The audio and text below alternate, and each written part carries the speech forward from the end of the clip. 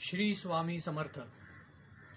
आज आपण अशा एका विषयावर बोलणार आहोत ज्याला ना काळाचं बंधन आहे, ना वेळेचं बंधन आहे, ना जन्माचं बंधन आहे. कर्मा. कधी कधी काही अशा घटना आपल्या आयुष्यात घडतात आणि आपल्याला मग वाटतं की अरे, हे तर मी आधीच जगलोय. एखादी घटना पटकन आपल्या डोळ्यासमोर घडते आणि मग आपल्याला वाटतं की अरे, हे मी आधी कुठेतरी बघितलं होतं. काही वेळेला आपण एखाद्या ठिकाणी सहज फिरायला म्हणून जातो, पिकनिकला म्हणून जातो. त्या जागेत गेल्यानंतर आपल्याला असं वाटतं की अरे, ही जागा तर माझ्या ओळखीची आहे. खरं तर पहिल्यांदाच आपण तिथे गेलेलो असतो, परंतु आपल्याला वाटतं की आधीच मी या जागी कधीतरी येऊन गेलोय. कधी कधी एखादी व्यक्ती आपल्या डोळ्यासमोर येऊन उभी राहते आणि आपण विचार करत बसतो की अरे, याला मी कुठेतरी बघितलं होतं. आता एक्झॅक्टली आठवत नाही कुठे बघितलंय. आय एम शुअर असे अनुभव आपल्यापैकी प्रत्येकाने कधी ना कधी आपल्या आयुष्यात घेतले असणार. आपले अनुभव, आपला असा एखादा एक्सपिरियन्स कमेंट बॉक्समध्ये जरूर शेअर करा. तर सांगायचा मुद्दा असा की अशी घटना घडणं म्हणजे निव्वळ योगायोग नाहीये, याला कर्माचा सिद्धांत म्हणतात. आपल्या कर्माचा आवाज, आपल्या आत्म्याच्या पुन्हा जन्मलेल्या स्मृतींचा क्षण. नमस्कार, मी समीर जोशी, ज्योतिष आणि रहस्यमध्ये आपल्या सर्वांचं पुन्हा एकदा स्वागत करतो. आता अचानक अशा विषयावर बोलायचं कारण काय, तर या डिसेंबर 2025 मध्ये आपल्यापैकी अनेक जणांना पास्ट लाईफ कर्माचा एक्सपिरियन्स येणार आहे. का, तर याला दोन मुख्य कारण आहेत. एक तर डिसेंबर 2025 हा कार्मिक सायकल क्लोजरचा महिना आहे. याला कर्मा रिटर्न विंडो असंही म्हटलं जातं. आणि मग जानेवारीपासून, म्हणजेच जानेवारी 2026 पासून नवीन कर्माची सायकल सुरू होती. आणि दुसरं कारण म्हणजे आपले शनिदेव. तर शनी महाराज, ज्याला आपण कर्मफलदाता म्हणतो, जो आपली परीक्षा घेतो, तो शनिदेव सध्याला मीन राशीत गोचर करतोय. आता बघा, मीन राशी ही आपल्या राशीचक्रामधली शेवटची रास आहे. त्याला मोक्षाची रास असंही म्हटलं जातं. म्हणजे बघा, एका ठिकाणी कर्मा सायकलची एंड होती आणि दुसऱ्या ठिकाणी राशी सायकलची पण एंड होती. आता इथून शनिदेव पुढे गेला, मेष राशीत गेला की नवीन राशीची सायकल चालू होणार आहे. पण आता मीन राशीत असल्यामुळे शनिदेव काय करणार आहे की या सायकलमधले जे काही आपले पेंडिंग कर्म आहेत ना, ते सगळे आपल्यासमोर आणून उभे करणार आहे. आणि मग आपली परीक्षा घेणार आहे की यावेळेला आपण कसं रिॲक्ट होतोय, यावेळेला आपण काय निर्णय घेतोय, हे पेंडिंग कर्मा जे आपले आहेत ते क्लिअर करतोय की त्यापासून परत पळून जातोय. बघा, हे सगळं कालचक्र आणि ग्रहांचं गोचर जे आहे ना, ते खूप इंटरेस्टिंग आहे. फक्त आपल्याला ते योग्य प्रकारे समजून घेता आलं पाहिजे. युग बदलतात, वर्ष बदलतात, नाती बदलतात, आपण शरीरही बदलतो, परंतु आत्मा आत्मा मात्र बदलत नाही. आणि तो काही विसरतही नाही. जीवनातले सर्व अनुभव तो जपून ठेवतो, साठवून ठेवतो आणि मग योग्य वेळ आली ना की सगळे जे काही पेंडिंग आहे ते आपल्यासमोर आणून उभं करतो. असंच काहीसं या डिसेंबर महिन्यात होणार आहे. आपल्या भूतकाळाचे, आपल्या पास्ट लाईफचे सगळे दरवाजे आता उघडे होणार आहेत. म्हणजे मग काय काय होऊ शकतं हे आपण बघूयात. सगळ्यात पहिलं म्हणजे एखादी जुनी व्यक्ती अचानक तुमच्यासमोर परत येऊन उभी राहील. अचानक एखादी भीती आपल्या मनात तयार होईल. म्हणजे एखाद्या गोष्टीला आपण कधीच घाबरलेलो नाहीये आजपर्यंत, परंतु त्या गोष्टीची अचानक आपल्याला भीती वाटायला लागेल.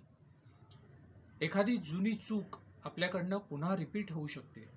एखादं आपलं अपूर्ण राहिलेलं प्रेम पुन्हा आपल्या आयुष्यात येऊ शकतं.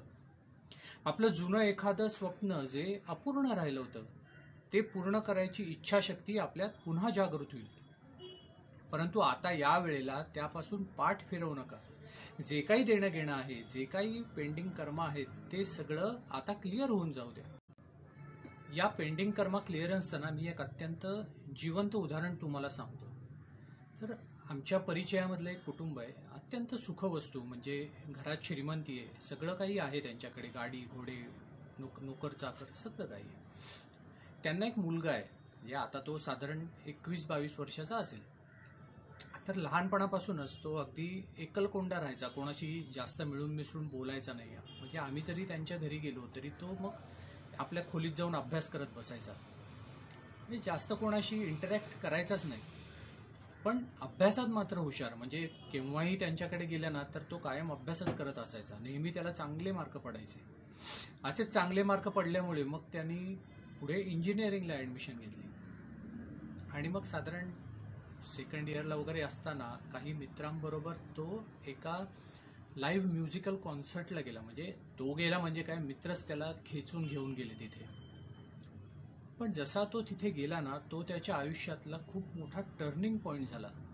कसा, तर तिथून तो जसा घरी आला ना, तसं त्याला त्या म्युझिकच्या वेडाने झपाटून टाकलं. म्हणजे दिवस रात्र तो फक्त म्युझिशियन होण्याचं स्वप्न पाहू लागला.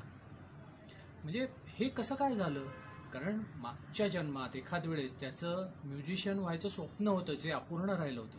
आणि मग मित्र म्हणजे फक्त निमित्त झालं हो. खरं तर त्याच्या आत्म्यानेच त्याला त्या ठिकाणी त्या लाईव्ह कॉन्सर्टमध्ये नेऊन पोचवलं आणि मग तिथे त्याचा टर्निंग पॉइंट झाला. आणि आता त्यांच्याकडे गेलो ना, तर कायम जेवण खाण विसरून तो त्या म्युझिक कंपोजिशनमध्ये लागलेला असतो. आता एखादा असा अबोल, कोणाशी न बोलणारा, कधी इंटरॅक्ट न होणारा मुलगा अचानक इतका मोकळा झालाय की छान गप्पा मारतो आणि सतत त्या कंपोजिशनमध्येच गुंतलेला असतो. तर हे एक लाईव्ह मी तुम्हाला एक्झाम्पल दिलं जे पेंडिंग कर्माचं असू शकतं. त्याच्या घरच्यांनी किंवा आम्ही किंवा त्यांनी स्वतःनी सुद्धा हा विचार केला नसेल की तो कधी म्युझिशियन होण्याचं स्वप्न पाहिजे. ॲक्च्युली आम्हाला वाटलं होतं की तो इंजिनियर होईल, परंतु आता तो म्युझिशियन होतोय. हे कशामुळे झालं, तर काही पेंडिंग कर्म होतं जे त्याला क्लिअर करायचं होतं आणि योग्य वेळ आल्यावर त्याच्या आत्म्याने त्याला योग्य त्या जागी पोचवलं. तर या सगळ्या पिरियडकडे आपण कसं बघायला पाहिजे, तर त्याचे काही पॉइंट्स मी लिहून ठेवले, ते तुम्हाला सांगतो. एक तर हा पिरियड म्हणजे आपल्या जीवनातील एक मोठा धडा आहे. एखादं लेसन आपल्याला परत मिळणार आहे. हे रिपिटेशन म्हणून नाहीये, तर हे करेक्शन म्हणून आपल्या जीवनात येणार आहे. दुसरं म्हणजे आपल्या आयुष्यातील एखादी जुनी भावना, एखादं इमोशन आता रिलीज होणार आहे. जे तुम्हाला एवढे दिवस, एवढी वर्ष आतून थांबवत होतं, ते आता रिलीज होण्याचा काळ आलाय. तिसरं म्हणजे एखादं आपल्या लाईफचं गोल, एखादं नवीन ध्येय जागृत होईल, जे मागच्या जन्मात आपलं अपूर्ण राहिलं होतं, ते आपल्याला आता क्लिअर करायचंय. चौथं म्हणजे आपले जे काही कार्मिक रिलेशन्स आहेत ते आता दूर जातील, त्यांचा आता पूर्ण व्हायचा काळ जवळ आलाय. आपला आत्मा एक लेवल वर जाऊन आता इव्हॉल्व्ह होणार आहे. म्हणजेच पास्ट लाईफ कर्मा क्लिअरन्स आणि ग्रोथ ऑफ आत्मा, अशी ही मुवमेंट. तर जे काही येत आहे त्याला अजिबात घाबरून जाऊ नका आणि त्याच्यापासून पळूनही जाऊ नका.